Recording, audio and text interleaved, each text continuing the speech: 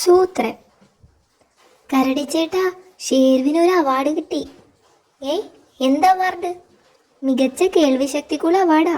അത് കൊള്ളാം, എങ്ങനെ കിട്ടി? അതൊരു കഥയാ.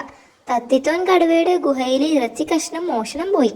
ഞങ്ങൾ നടന്നു പോകുമ്പോൾ ഷേരു കള്ളനെ പിടിച്ചു. അതെങ്ങനെ? ഇറച്ചി ചവയ്ക്കുന്ന ശബ്ദം കുറ്റിക്കാട്ടിൽ നിന്ന് ഷേരു കേട്ടു. അതു കള്ളനായിരുന്നു. ചവയ്ക്കുന്ന ശബ്ദം കേട്ടതിനാ തത്തിത്തോൻ കേൾവിശക്തി അവാർഡ് കൊടുത്തത്. പാവ ഷേരുവിന് നല്ല സന്തോഷമായിട്ടുണ്ട്. അതൊന്നും നമുക്ക് കൊഴുപ്പിക്കണം. അതിനാ ഞാൻ വന്നത്. കരടിച്ചേട്ടൻ ഷേരുവിൻ്റെ ഒരു പടം വരയ്ക്കണം. അവാർഡിൻ്റെ സന്തോഷത്തിനാണെന്ന് പറഞ്ഞ്. ഷേരു ഇപ്പോൾ വരും. ഷേരു, അവാർഡൊക്കെ കിട്ടിയെന്ന് കേട്ടല്ലോ. കേട്ടുവല്ലേ? എനിക്കും കേട്ടതിന് അവാർഡ്. ഈ ഇറച്ചി കഷ്ണം അവാർഡ്. കരടിച്ചേട്ടൻ തൻ്റെ ഒരു പടം വരച്ചു തരും അവാർഡിൻ്റെ സന്തോഷത്തിൽ. അവാർഡ് പടമാണോ? അനങ്ങാതെ ഇരിക്കണം, നോക്കി വരയ്ക്കാനാ. അവാർഡ് ഇറച്ചി പൊക്കി പിടിച്ചിരുന്നു. ഇത്ര സീരിയസ് ആവണ്ട, ഒരു പുഞ്ചിരിയൊക്കെ വേണം. അങ്ങനെ തന്നെ. ഇവിടെ ഒരു ചിരിയുടെ ശബ്ദം കേട്ടല്ലോ.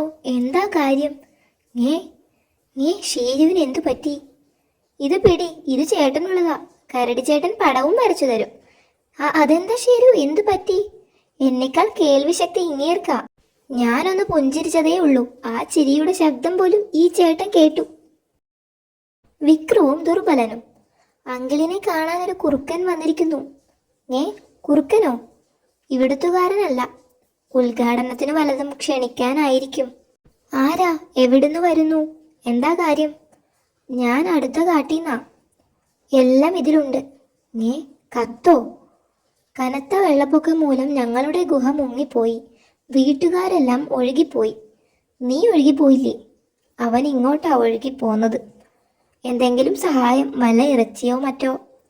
ഈ വേനൽക്കാലത്ത് എവിടാ വെള്ളപ്പൊക്കം? ഇവൻ തട്ടിപ്പുമായി ഇറങ്ങിയതാ. എങ്കിൽ പണി കൊടുക്കാം. ഇവിടെ നില്ലേ, ഇപ്പം വരാം. കോളടിച്ചു.